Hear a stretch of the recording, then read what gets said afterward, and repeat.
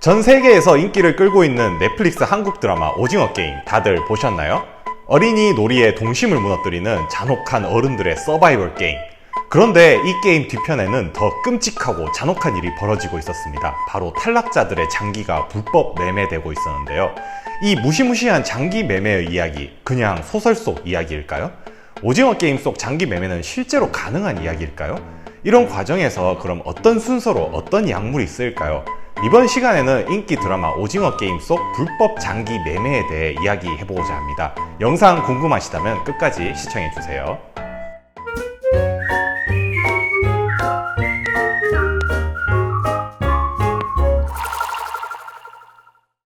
안녕하세요. 인문학한 약사의 재미있는 이야기하기 메디슨 엑스 히스토리의 저는 펭귄 약사입니다. 오징어 게임에 참가한 456명의 참가자들은 무자비한 게임 속에서 한 명씩 사망합니다. 그런데 아직 의식이 남아있는 탈락자의 몸을 누군가 빼돌려서 가져가네요. 게다가 111번 참가자인 의사 양반 역시 게임 중간에 어디론가 사라지는데요. 그가 도착한 의슥한 방에는 게임 진행원들과 누워있는 탈락자들이 있습니다. 알고 보니 이 의사, 진행자들과 짜고 탈락자들의 몸에서 장기를 적출해 팔고 있었습니다. 이런 무시무시한 일이 왜 일어났을까요? 왜 다른 사람의 장기를 꺼내서 파는 걸까요? 현대의학의 발전에도 불구하고 우리 몸의 기관들은 아직 완벽하게 대체할 수준의 인공기관을 만들 능력이 없습니다. 그래서 다른 사람의 장기를 이식해서 사용하게 되죠. 그렇다면 사람의 인체에서 꺼냈을 수 있는 장기가 몇 가지나 될까요? 간, 신장, 췌장, 심장, 폐, 장, 각막, 중이도, 피부, 뼈, 골수, 심장, 판막, 결합 조직 등이 있죠. 굉장히 많네요. 진행 요원이 탈락자가 숨이 멎자 이렇게 말을 합니다. 숨이 멎었어. 빨리 의사놈 불러와. 그리고 시체를 가지고 장기 적출을 하던 중 의사가 이런 말을 하죠. 너희들이 늦어서 장기를 못 쓰게 되었잖아. 사람이 숨이 멎고 심장이 멈추면요, 각 장기에 피가 안 돌게 되죠. 그러면은 장기의 손상이 급속도로 진행되기 시작합니다. 무엇보다도 시간이 중요하다는 사실 알 수 있습니다. 이렇게 수술할 몸이 오면요, 장기를 꺼내는데도 각 순서가 있는데요. 보통 어떤 순서로 꺼내냐면 심장, 폐, 간, 췌장, 소장, 신장 순으로 이렇게 드러낸대요. 극중에서는 안구 적출하는 장면도 나와요. 그럼 이렇게 장기를 꺼내서 극중 다이버들이 배달을 하게 되는데 시간이 중요하다 했잖아요. 그렇다면 가장 빨리 전달해야 되는 장기가 과연 뭘까요? 바로 심장과 폐입니다. 심장과 폐는요, 신체 밖에서 4시간에서 6시간 밖에 생존할 수 없어요. 그래서 최대한 빨리 꺼내서 이식자가 있는 곳으로 이동해야 되죠. 그 외에도 간이랑 장이 8시간에서 12시간, 췌장은 12시간에서 18시간, 신장은 24시간에서 36시간 이내에 가야 된대요.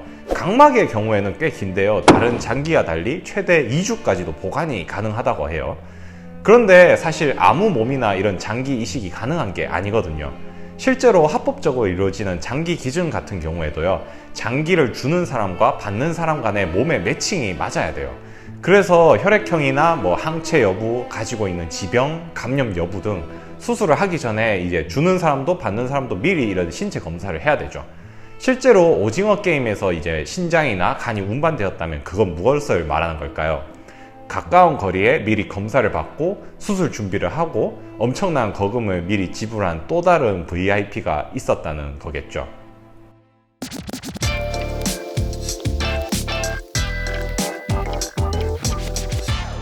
옛날에 우리 화장실 가면은 신장 삽니다 이런 스티커 종종 있었죠.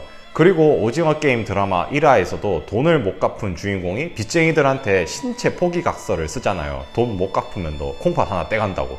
그런데 이런 불법 장기 매매 실제로 일어나는 일일까요? 그러면 여러분들 혹시 귀신 헬리콥터 괴담은 들어보셨어요? 이게 2019년 실제로 장기 매매 업자들이 쓰던 은어였다고 해요. 귀신은 이제 귀하의 신장, 헬은 이제 heart, 심장, 리는 liver, 간, 콥은 코르니아, 각막, 터는 이제 텐덤, 힘줄, 그리고 레티나, 망막 이런 뜻인데요. 실제로 장기 매매를 계획하다가 검거된 사람이 이 단어를 쓰고 있었다 하죠. SNS 상에도 이제 귀신 헬리콥터라고 검색을 하면요, 관련 글들이 버젓이 돌아다닌다고 합니다. 우리나라에서는 합법적으로 장기 기증을 통한 장기 이식 제도가 있지만요, 이런 음지에서 거래가 버젓이 행해지고 있죠. 왜일까요? 사실상 구할 수 있는 장기가 굉장히 적기 때문입니다. 장기 기증은요, 대부분 뇌사자들을 통해서 이루어져요. 그러니까 뇌는 죽었지만 몸은 아직 생체 활동을 하고 있는 사람이죠. 그런데 한 해의 사망자 중에 단 1%만이 뇌사자가 되고요. 그 중에서도 4분의 1만이 장기 기증에 동의한다고 합니다. 그래서 한국에서만 32,000명이나 되는 장기 이식 대기자가 있고요. 90%는 사실상 죽을 때까지 이식을 못 받고 사망한다고 해요. 그래서 음지에서는 이제 불법으로 돈을 받고 장기 이식과 매매가 진행이 된다고 하죠. 어떤 사람들은 가까운 나라로 아예 원정 수술을 떠나는 경우도 있는데요. 그곳이 어디냐? 바로 중국입니다.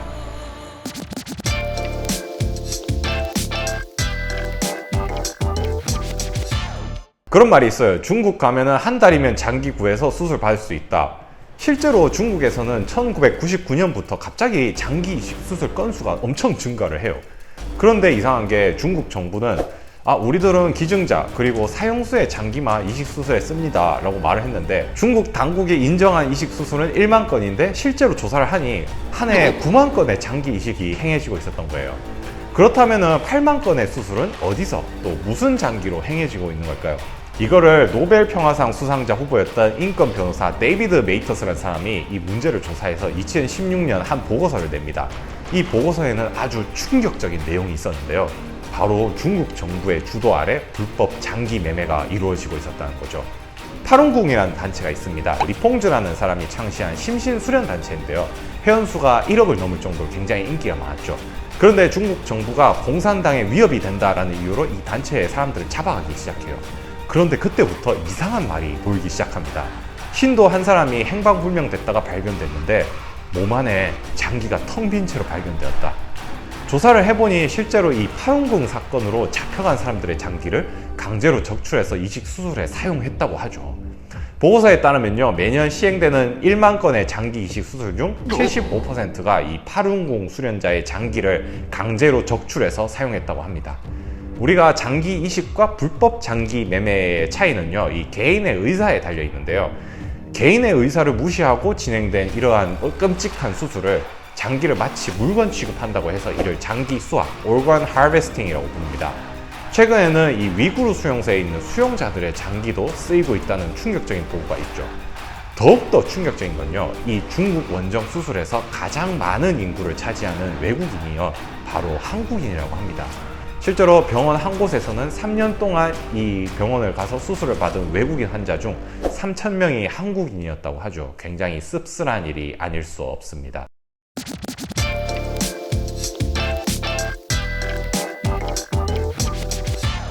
드라마에서 보면요, 의사가 장기를 꺼내서 어떤 용액 안에다가 장기를 넣죠. 이 용액 뭘까요? 바로 장기 보존 용액이라고 하는데요. 생체 외부에서 장기의 대사 활동을 줄이고 세포 손상을 감소시키는 역할을 해요. 사실 완벽하게 손상을 막을 수는 없지만 그렇기 위해서 또 쓰는 방법이 온도를 낮게 유지하는 거거든요. 그래서 이제 아이스박스에 또 넣어서 운반하는 모습을 볼 수 있습니다. 이 용액 그냥 물은 아니겠죠. 세포 내 환경과 최대한 비슷하게 모방해서 만들어지는데요. 안에 뭐가 들어가느냐? 칼륨, 마그네슘, 나트륨, 칼슘 같이 우리가 흔히 아는 미네랄 제제나 이런 원소들이 들어가고요. 포도당이나 알부민 같은 성분들도 들어가고요. 흔히 우리 글루타치온 혹시 들어보셨나요? 그 유명한 황산화제죠. 기관을 옮기면서 이제 산화 스트레스라는 게 생기는데 이런 산화 스트레스를 줄이기 위해서 항산화제인 글루타치온 같은 물질도 들어갑니다. 병원에서 이제 이루어지는 장기 이식 같은 경우에는요, 성공률을 높이기 위해서 이식 전에 약물을 사용하기도 하는데요. 우리가 뇌사가 되면 가장 큰 문제가 뭘까요? 바로 저혈압이거든요. 몸 전체에 이제 피가 부족하게 돼요. 그러면은 이제 이식을 위해서는 100의 법칙이라는 말이 있는데 혈압을 100 이상 무조건 유지를 시켜줘야 되거든요. 그래서 제일 먼저 뭘 하느냐? 수액 공급을 해줍니다. 피 용량을 늘리려고요. 그런데 수액을 공급을 해주니까 오줌으로 이제 물이 빠져나오는 거예요. 그러면은 이제 데스모프레신이라고 하는 이제 소변 줄이는 약들도 쓰게 되고요. 그리고도 저혈압이다. 그러면은 이제 우리가 흔히 승압제라는 약물을 쓰게 됩니다. 혈압을 높이는 약물이라는 뜻이에요. 처음으로 쓰이는 게 뭐냐면 이제 도파민입니다. 우리가 흔히 알고 있는 그 도파민 맞습니다. 그럼에도 이제 혈압이 낮다. 그러면은 이제 노르에프리네프린 같은 물질도 쓰게 되겠죠. 그렇게 이제 뇌사 후에 이 사람이 아직 심장이 뛰고 있는 상태에서 기증자가 장기 기증 수술을 위해 수술실에 갈 때까지 이거를 계속 유지를 시켜주는 거예요. 그러면은 수술실에 가서 바로 꺼내서 손상 없이 바로 또 집어넣을 수 있으니까요. 훨씬 이제 성공률이 높겠죠. 뇌사하고 나서 이제 사람이 감염 위험이 제일 큰 부위가 바로 폐거든요. 그래서 이제 뇌사 후에 감염 때문에 뭐 항생제를 또 따로 쓰기도 하고요. 염증 반응이 심하게 일어나면 필요에 따라서 이제 스테로이드제를 쓰기도 합니다.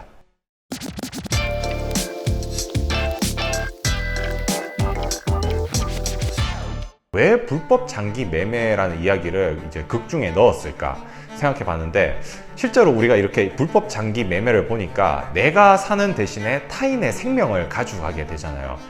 타인의 죽음을 통해 내가 살 수 있는 이 상황이 마치 서바이벌 게임 속 참가자들의 상황과 많이 닮아 있죠. 그래서 감독이 이 내용을 넣지 않았나 그런 생각이 듭니다.